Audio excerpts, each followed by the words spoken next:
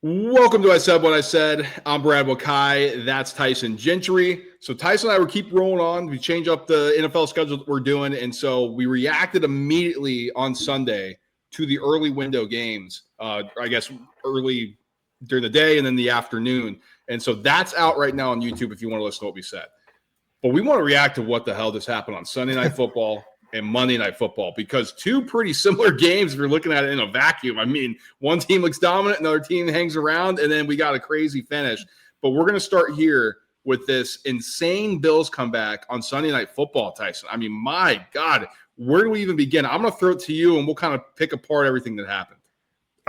This is one of those things where I'm genuinely angry that the state that I live in doesn't offer live betting. Because, Brad, we can look at timestamps on the phone, man. I'm telling you, I think Baltimore is going to screw this up. I think Buffalo is going to win this game. I said I think we're going to get overtime. But to be fair, I was tweaking a little bit. We're back. Sunday Night Football delivered finally. Dude, we've been waiting on one of these forever, it feels like. And this was two superheroes, Lamar Jackson and Josh Allen, taking turns putting on the cape.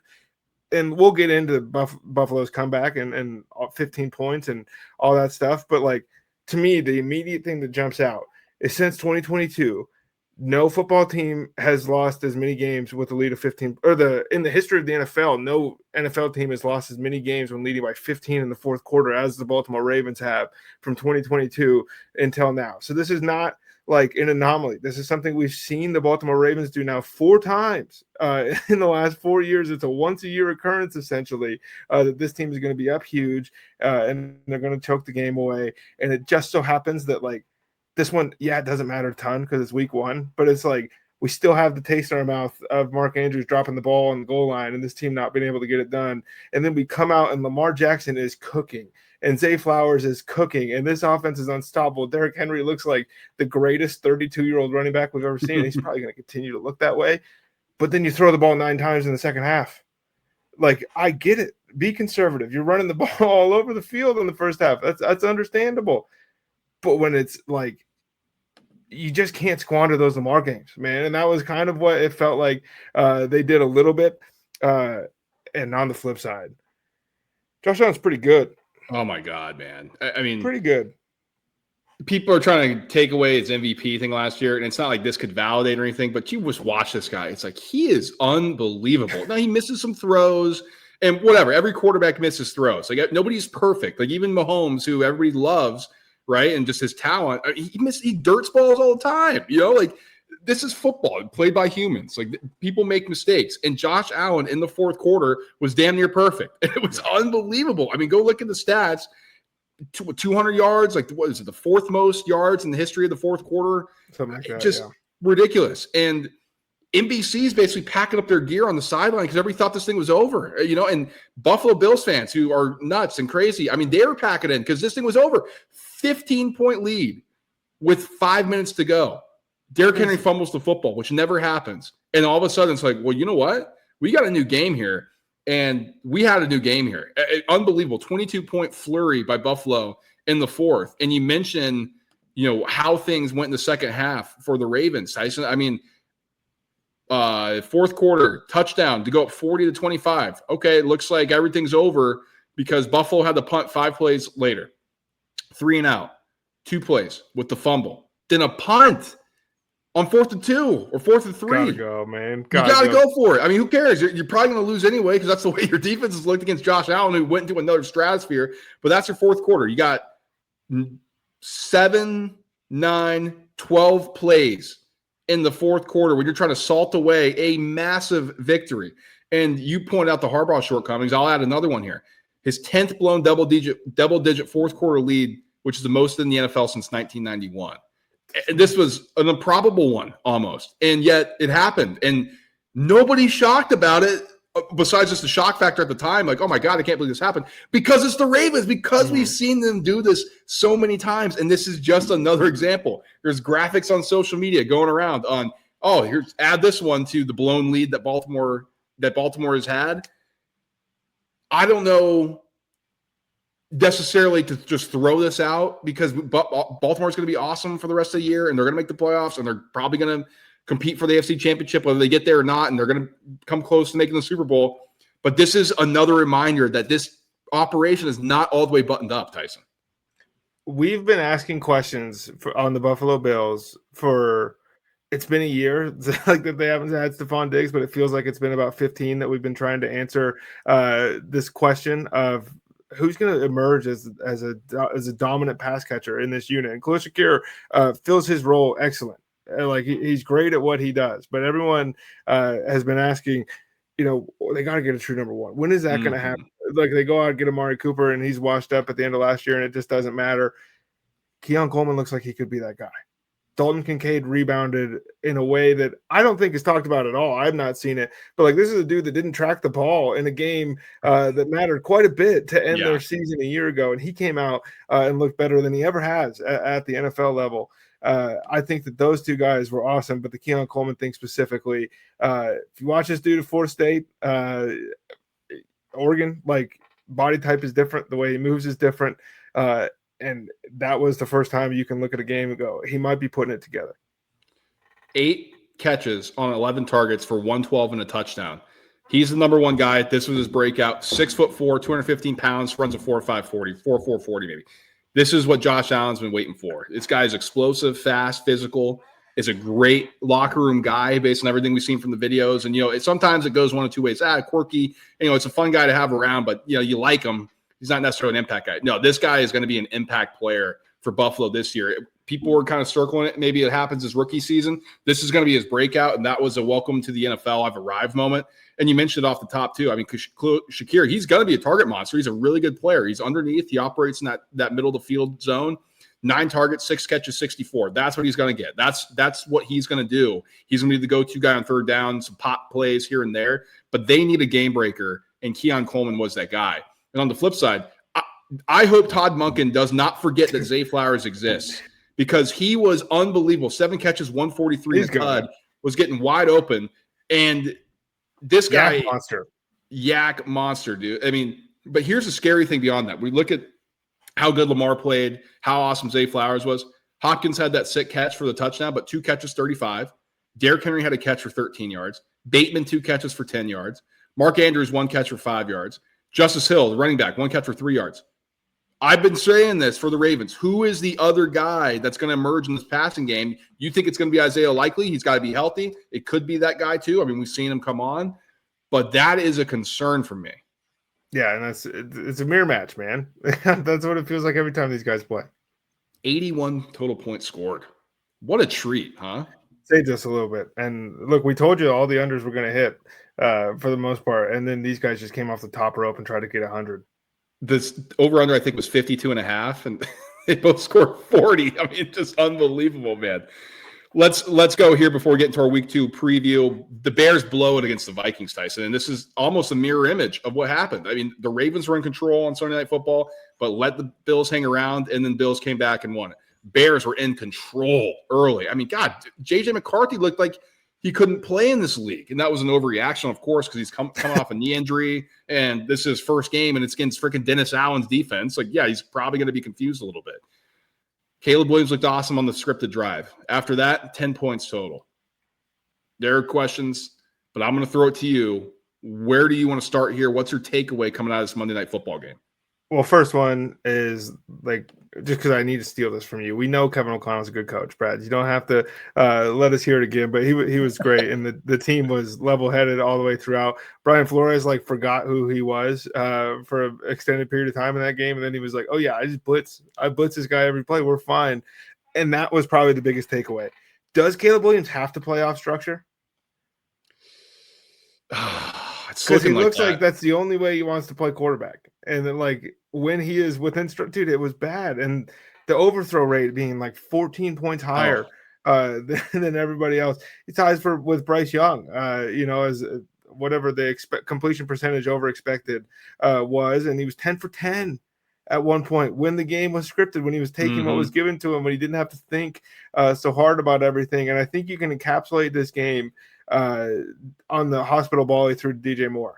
Great pass by Caleb Williams with pressure in his face, delivers a strike, but you're going to get your guy killed. And when the pressure is coming in from that side of the field, and I don't know if he doesn't have the liberty to hot route something to 𝐿𝐵𝐷𝐸 right there, or if he just doesn't see it.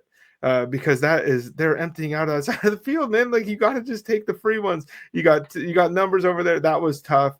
And Caleb Williams, him and J.J. McCarthy played the same game, just in reverse. And so we're going to sit here because Caleb Williams was the one that lost the game. But don't think we forgot about the J.J. takes for the first 2.5 hours of this thing.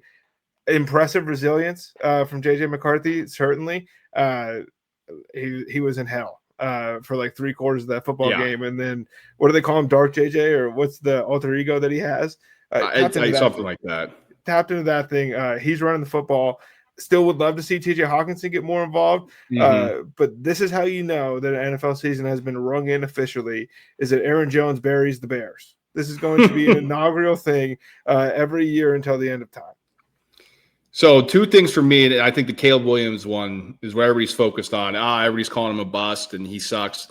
The overthrows is the problem. The arm is big time. Live. I mean, he's throwing – it looks like freaking Roger Clemens, dude. Like, some of those fastballs that he was chucking were nuts. Now, he's got to rein it in, right? You got to throw a changeup every once in a while. You got to throw a slider, some off-speed pitches. You got to groove it in there, And that's the next thing, because when you're as talented as Caleb Williams is coming up the prep ranks, and then you go to Oklahoma, then you go to USC with Lincoln Riley, everything's easy. Everybody's open. It's you and me throwing in the backyard, right? Like, all you got to do is, you don't have to put touch on it. You don't have to throw people open.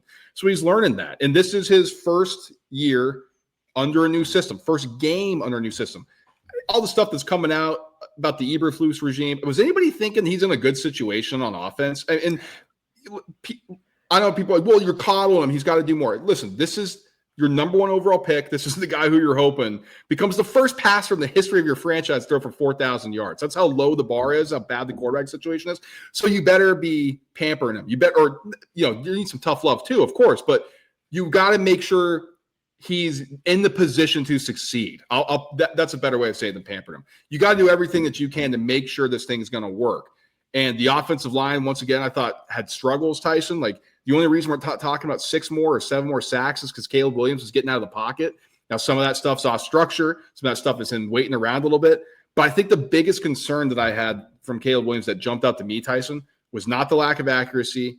It was that he was looking for checkdowns first. And Aikman kept highlighting it. He's like, why is he just immediately looking at the checkdown? Like, go through your progressions. Like, he was reversing his progressions. He started with the 3rd read and didn't even go to the 1st read. It's like, brother, you got to look for the 1st read and then come back down. And I don't know if it's because the clock's going too fast in his head, like he's worried about taking the sacks, or he doesn't want to throw the pick, so he wants to go underneath. I'm not sure what it is, but they got to figure that out quick, or else the ceiling is going to be much, much lower. And if it looks like this, then it's going to be bust level. But there's a lot to work with Caleb Williams. I think people are overreacting. It's just, can you get to that point where you thought you were going to get from this guy who's the number 1 pick? I was making those faces at you because the whole time you were talking about Caleb Williams and what you do have to give him and the grace that he needs to be afforded. Kyler Murray never got any of that from you, and these guys look the same to me. Like, that's all I'm saying. The body language sucks. The inability to take something off the football sucks. The ability to create, outside of structure is excellent. And Kyler Murray's a better player, right? I'm not going to pretend that like these are the same quarterbacks, but I'm just saying that there's a guy that is very similar to this dude that you can't stand.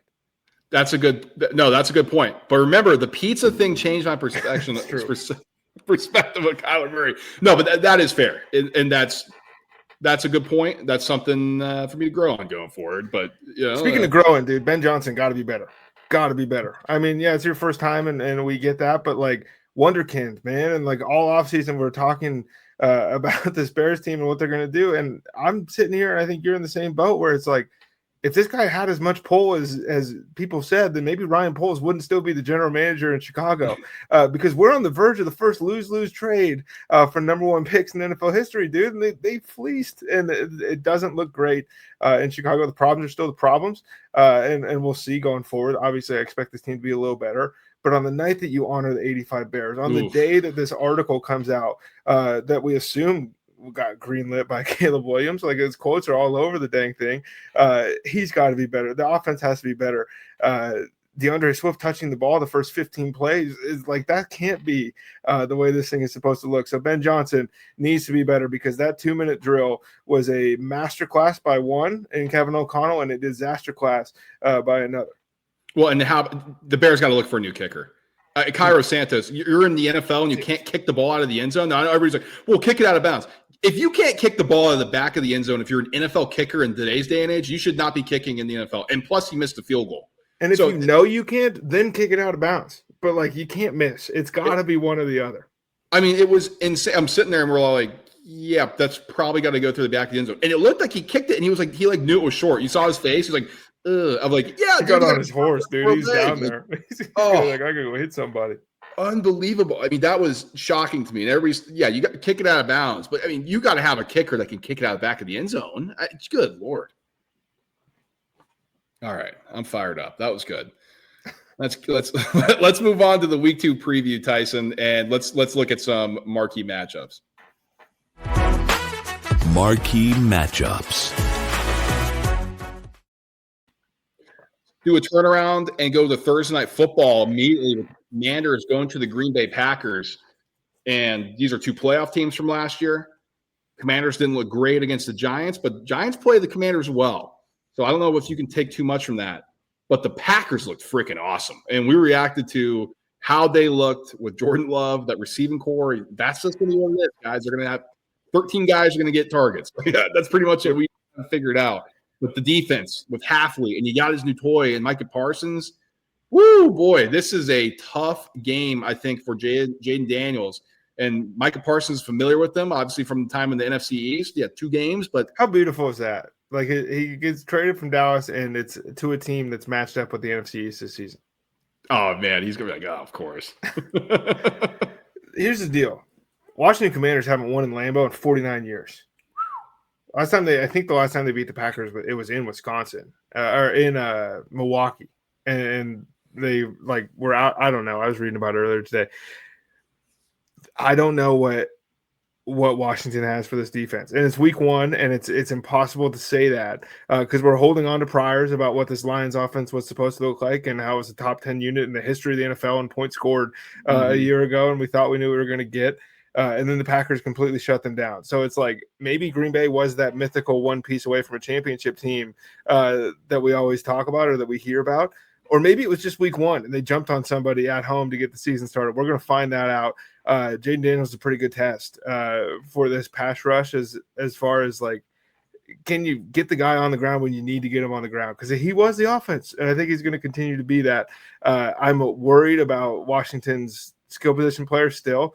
The Bill Merritt thing is awesome, and we're hoping that continues, but it doesn't happen that much. Like, it just doesn't. There's a reason you remember the names of the undrafted free agents, the 7th round guys that turn into something spectacular. So that is a question mark in and of itself there, but I think that this is a tough spot to be for the Washington Commanders to go on the road to a juiced up, by the way, why did Green Bay give Christian Watson 1 year extension for $13 million today? I don't know. I don't know what Gutekunst, man. It's hard. It feels like whatever Green Bay does, dude. It's kind of works out for them. So it's hard enough for us to sit here and be like, you guys are stupid, because everything just comes up roses for that franchise all the time. It's insane. How do you hit on 3 quarterbacks? It looks like people would kill for 1, dude. It's nuts. But to circle it back in here, I think McLaurin's going to get a ton of targets because he was not a factor in week 1. And Tyson, I think a lot of it has to do with sitting out the preseason, sitting out camp. I want my contract. These are the repercussions that happen here, guys. It's not Madden, or it's not a simulation where these guys, okay, sweet, he's back. So now he's going to get his 17% target share. It's well, he doesn't have familiarity with the quarterback because they haven't been running routes because the new guy's been in his spot because he hasn't been there. It's reality. It's living in the real world. But he went through the reps. They got another week of practice. Yes, it's a short week, but I think they're going to figure out a way to get McLaurin the ball more. And I will say that Zach Ertz is somebody to highlight too, because the Packers, once again, were bad against the tight end position. And Sam Laporta 8 last week against them. But I'm curious how good this Commanders defense is, because whatever the Giants are running on offense is not it. And this Packers team is going to be able to attack them in a different way. And so There's a good chance, Tyson, we could be seeing points on the board, although it is a Thursday night game, and Al Michaels normally hates his life every Thursday because no points get scored. Well, that's because Al just keeps betting the over. Like, you think the guy would have learned by now.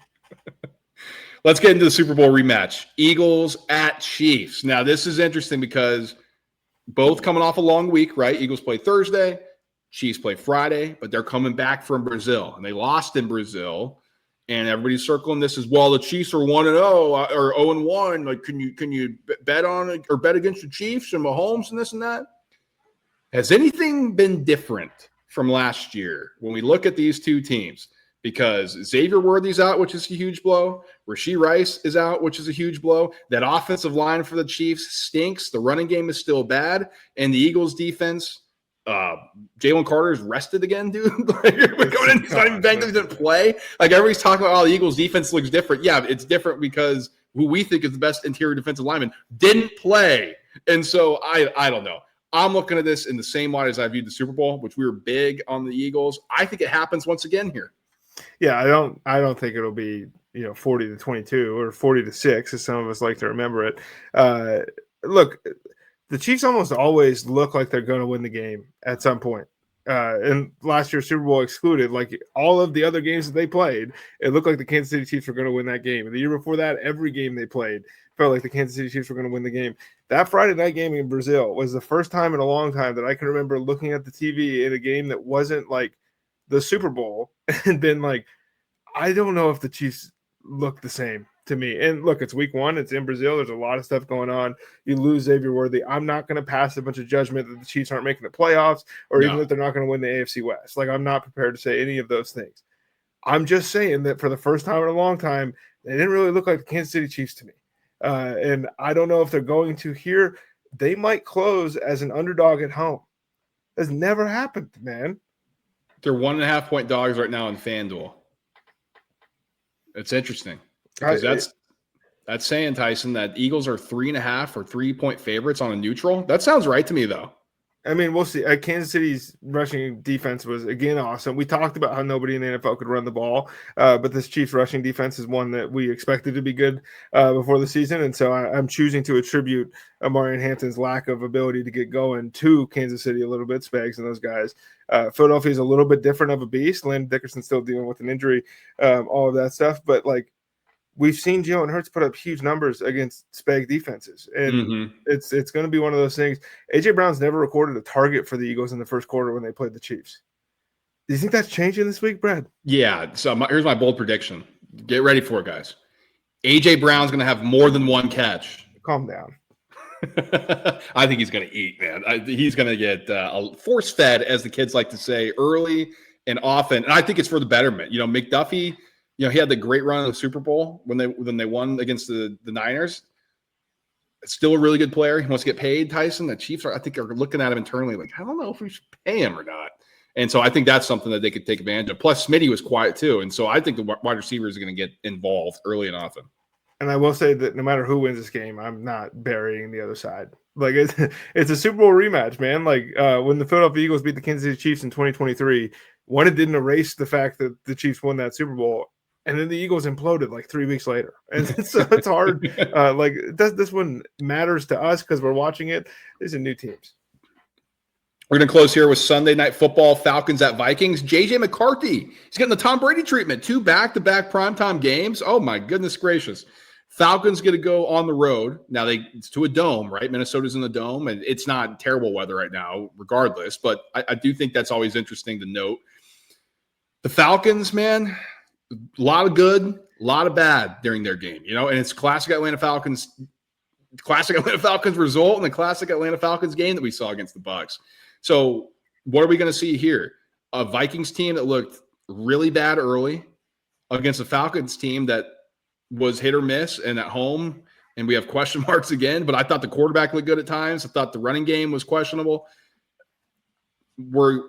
Penix, let's classify him this young quarterback, pretty much rookie quarterback against Brian Flores defense. That gives me pause here, but I think the Falcons are being a little bit overlooked in this game. The weirdest thing I think about Michael Penix that unless you paid attention to Indiana and Washington, like you probably just don't know because he's only played 4 games. This dude doesn't take sacks.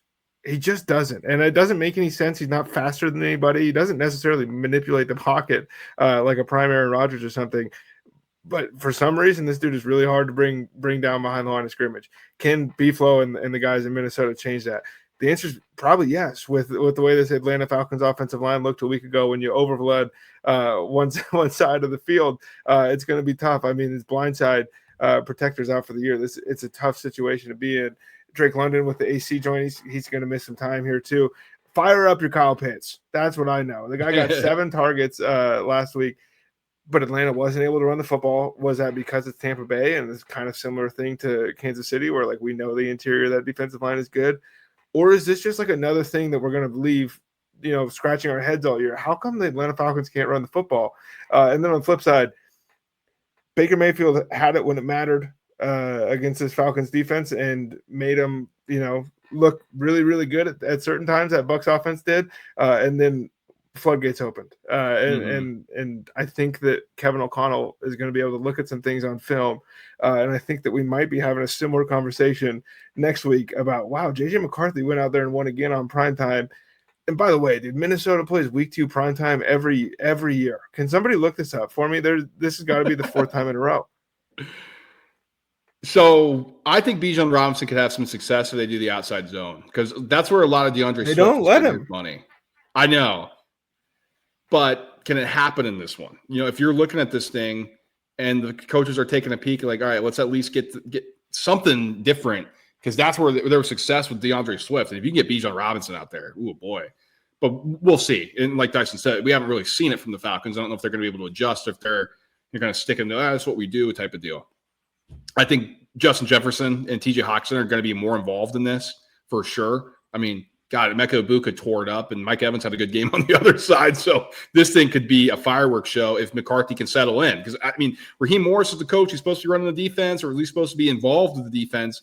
Still question marks on that side of the ball for me. And so I just don't know how much to take away because Dennis Allen's a really good defensive coach, and Kevin O'Connell figured it out late when it mattered. But the Bears almost did enough where it didn't matter. They should have been up by way more, and it would have mattered late. Can the Falcons do that? Because I think if they can get that offense going, they get up big enough, then maybe we're looking at a different thing. But I think the Falcons are live here, Tyson. I think they could win this game. The problem with you and I is that we think the Falcons are live every week. I think I sucked you into my Falcons trap. I think dude, so. Because remember, like 4 years ago, I was like, every game I was Falcons, and you're like, dude, they suck. And then now the Falcons, I think you know what? It's Bijan Robinson actually, or Bijan Robinson. He sucked you in actually. Yeah, him and Kyle Pitts, dude, they're just really playing all my hits. All right, that's going to do it for our week 2 look ahead, guys. Like, subscribe, and share the show. Tyson will be back later in the week giving out our picks. We try to get back on track. Tyson was incredible in week 1 in the NFL. I was okay. Play of the week, thankfully, so that we got it going. So we're going to try to keep it rolling for you guys, so stay tuned for that. Smash the like button on the way out if you're watching on YouTube. If you're listening in podcast form, give us a 5-star review. If you haven't, share it with a friend, coworker, brother, all that good stuff, your parents. Do appreciate all the support you guys have given us to date. We are pumped up for the NFL and the college football season, so we're going to keep this machine churning. We'll talk to you guys soon. Until then, peace.